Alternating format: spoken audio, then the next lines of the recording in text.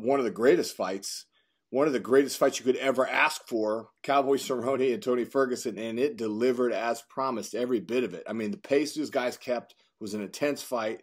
Many moments for both guys were great. And then there was that one shot at the end of the second where the fans like freaked out. And I'm like, I addressed this on Twitter as well using the UFC 238 hashtag because so many people were sounding off on that. I'm like, listen, that is not, the bell is not a signal to the fighter as much as it is to the referee. And again, I say this because I've heard Chael Sonnen riff on that subject about these, hits after the bell. The bell is there for the referee. You tell me if I'm wrong. I think you're wrong. I was. Well, blame Chael because that's where I heard that. And honestly, Chael might know be better than me.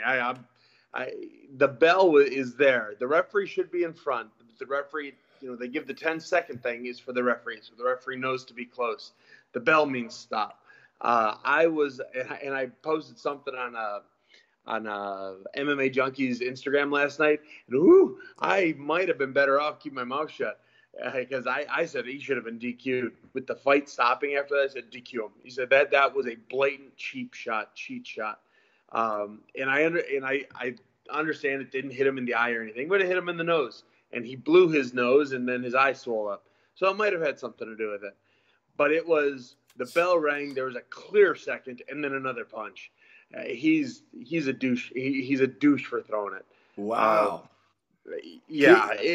Tell us how you really feel, Sam Alvey. That was actually going to be my next question. So you definitely felt it was blatant. I did. I thought after he did it, you could see him. He apologized. He felt bad, but again, more. I didn't see him apologize. I saw him kind of think to himself, "Oh, maybe I shouldn't have thrown that." But I didn't see him say after the fight he did. After he won, he did. After his cheat shot might have or might not have won the fight for him. I didn't notice until the replay, but he did actually. He apologized right after it happened. They showed it from a different angle, and you could see him mouthing the words "my bad, I'm sorry." And I don't know, man. Well, we kind of just touched on it earlier, when we were talking about hitting a fighter after they're already knocked out. Sometimes it feels like you could see the difference between heat of the moment and blatant savagery. And I always turn to Jeremy Stevens for that example. Yeah. Well, if somebody's knocked out, you don't know they're knocked out, and you should go to finish it. If the bell rings, if there's only one exception to the rule in the history of the sport that I can think of is Matt Hamill. If the bell rings, it is your sign to stop.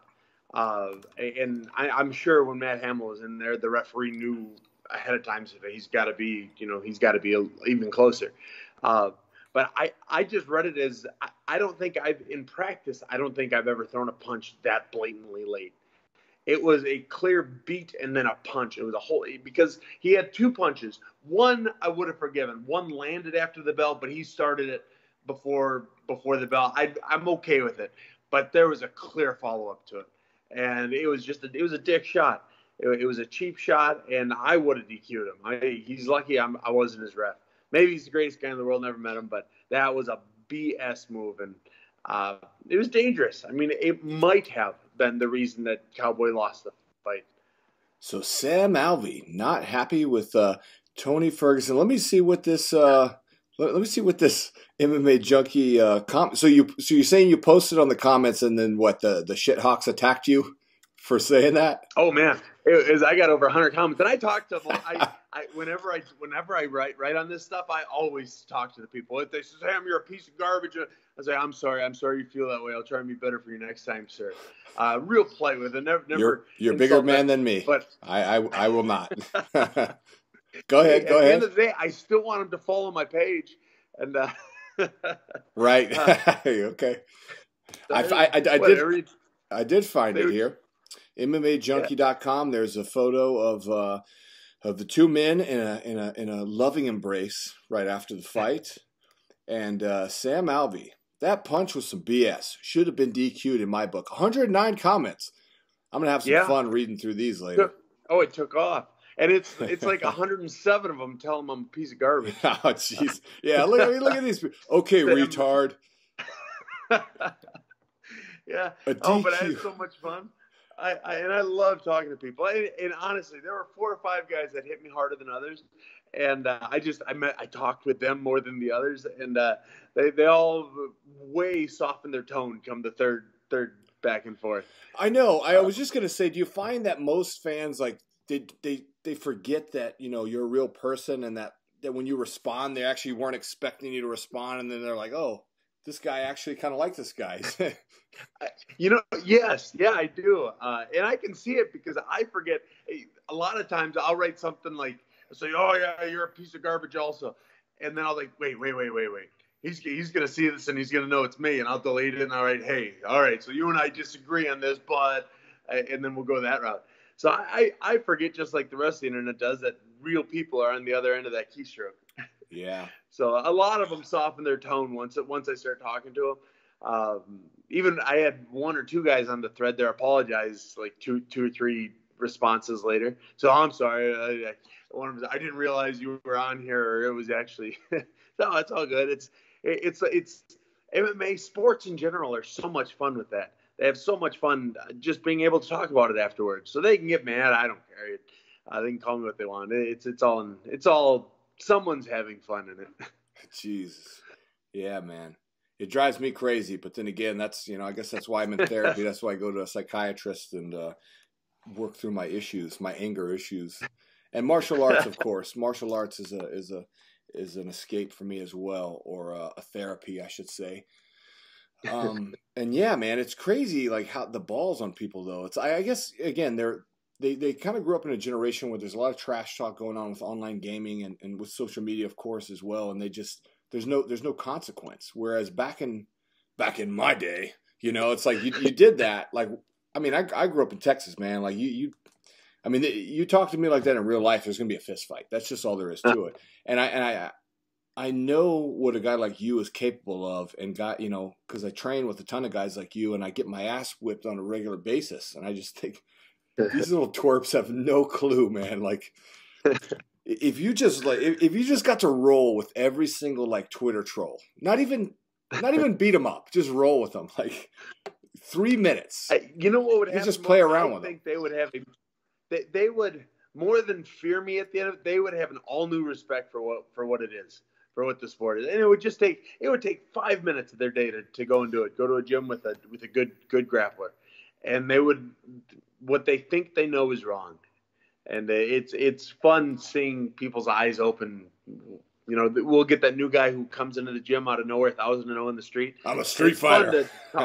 Oh yeah, it's the fun guy to talk to him before and after the play round. The guy who's like gassed out during the warm ups. Like it's always that guy. Oh man. And you would think that like as informed as we are as a society that people wouldn't be that ignorant to this day, but they still are. Those people still exist.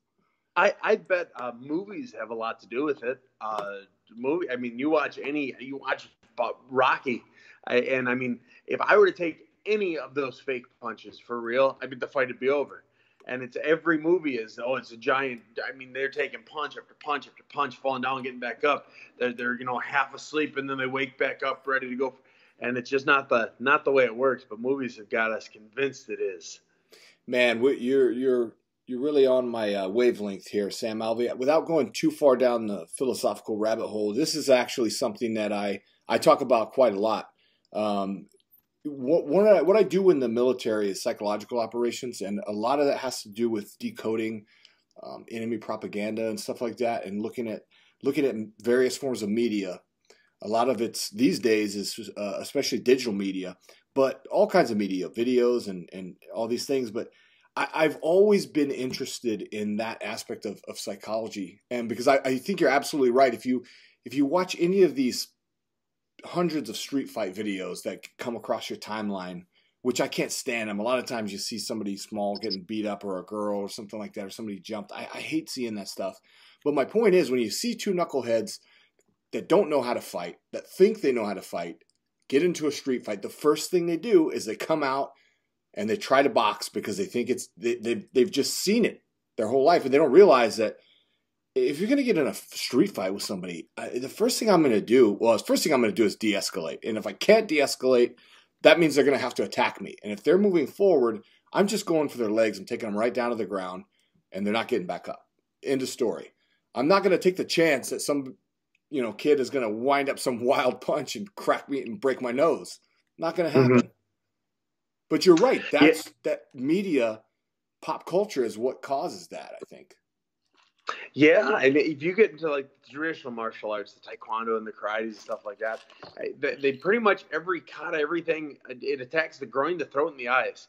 And they don't wire up. Everything's some way to disable the person, to get them to fall over, to get them to stop the fight. Because fights hurt, and most people don't realize it. Win, lose, or draw, you're icing your hand for the next 2 weeks. Well, I suppose I'm deranged, but I guess I'll just have to call. Cover your ears, darling.